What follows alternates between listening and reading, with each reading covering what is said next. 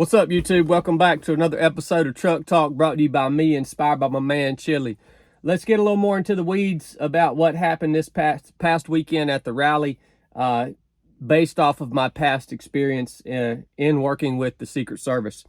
A lot of you guys are asking, why was that rooftop left open? And a lot of you guys are also asking, why did the sniper team potentially hesitate to take the shots that needed to be taken?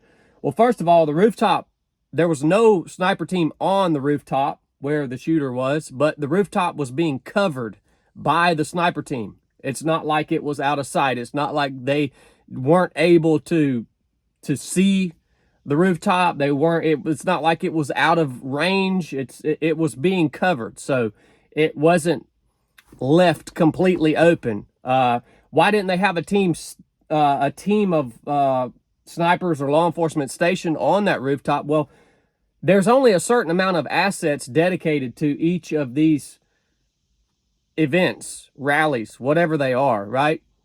So to think that the Secret Service has just an unlimited amount of assets and sniper teams and that they can just have they can have someone positioned in every single location at any given event is absolutely ridiculous. They're going to pick the most advantageous spots to utilize the assets that they do have dedicated to that particular event. So all of that being said, none of that even freaking matters anyways, because the rooftop was being covered. The sniper team, there's a lot of talk out there now. Nobody knows how freaking true it is, but there's a lot of talk out there that this shooter was seen by the sniper team, and the sniper team was told to stand down. So why did that happen?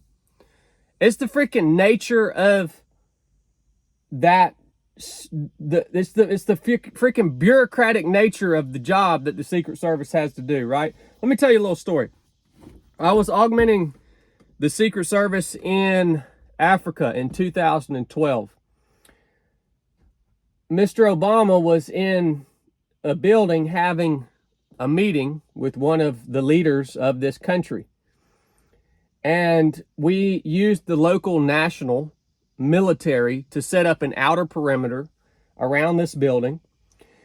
And we set up an inner perimeter much closer to the building where Obama was in.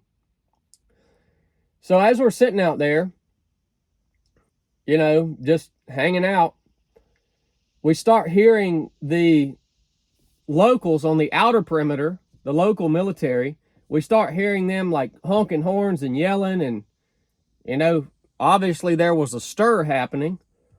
So we look up that way, and here comes a guy on a motorcycle that's dressed down in winter clothes, and it's hot, right?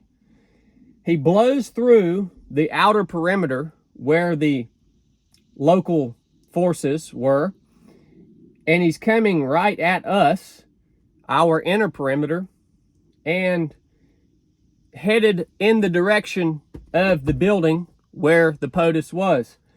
So we're obviously thinking, okay, this could potentially be a VBIED, vehicle-borne IED. Well, he's coming right at us, man. We're there with the Secret Service counter-assault team. Nobody engages. Nobody engages. This dude on this moped headed straight toward the building where the POTUS is having a meeting. Turns out he was just an idiot that was on his way to wherever he wanted to go, and that was the shortest route, and he decided he didn't care who was there. He was going to go that way. So none of us engaged. Nothing bad happened.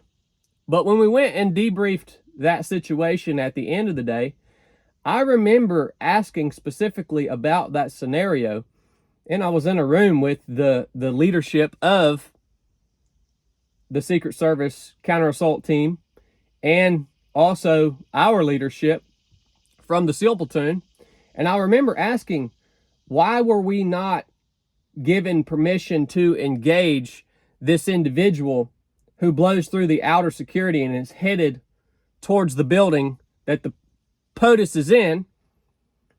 And I remember they just kind of laughed at me for asking that question, like literally like scoffed at me for asking, why were we not given the permission to eliminate this potential threat? Isn't that what we are here for? And in that moment, I realized that's not what we were there for. I realized that the only reason we were there, it wasn't to stop anything from happening. It was simply to react after something actually happened. It wasn't to stop anything. It was completely, we were there completely as a reactionary force. And again, I talked about it on yesterday's video. Why are those guys so hesitant to engage an obvious threat? It's because they know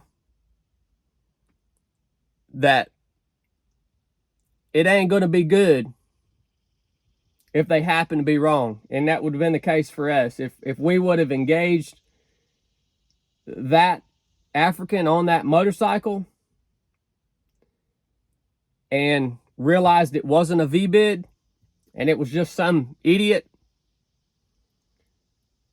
we knew that if that was the case, once it was all said and done, that we would probably go to prison for it. It's the nature of the freaking work they're in, man. So why did these guys hesitate? Why were they, if they were told to stand down, why were they told to stand down?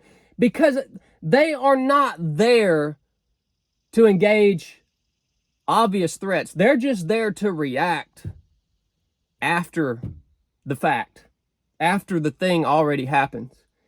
It shouldn't be that way. That's the way it is. Whether you like it or not, that's what that organization has become. In my past experience, it's not even my opinion, it's what I experienced. And so a lot of you guys didn't like my video yesterday because you want this to be a conspiracy, this whole situation to be a conspiracy. I want to tell you something, man. If you have gotten to the point where you think that everything is a conspiracy and nothing actually really happened, like, do you understand that at that point you are just as bad as the person out there who believes everything that the media tells them? You're just on the total opposite end of the spectrum. So if you believe that everything, every single thing that happens is a conspiracy, you are no different than the person who believes every single thing the media tells them. You're an idiot. You should question everything, but you should realize some things actually just randomly happen. And that this young man who decided to do this thing was probably someone who was influenced by the freaking hateful propaganda of the media, calling Donald Trump things like Hitler and constantly saying he's a threat. And he was probably influenced by that, and he decided he was going to go do a good deed for the world. Everything is not, some things actually freaking happen, man. Just think about that, man. And there's another thing I want you guys to think about. As everybody's emotions are flared up about this thing, I want you to remember something. You are passing away. This country is passing away. This world is passing away.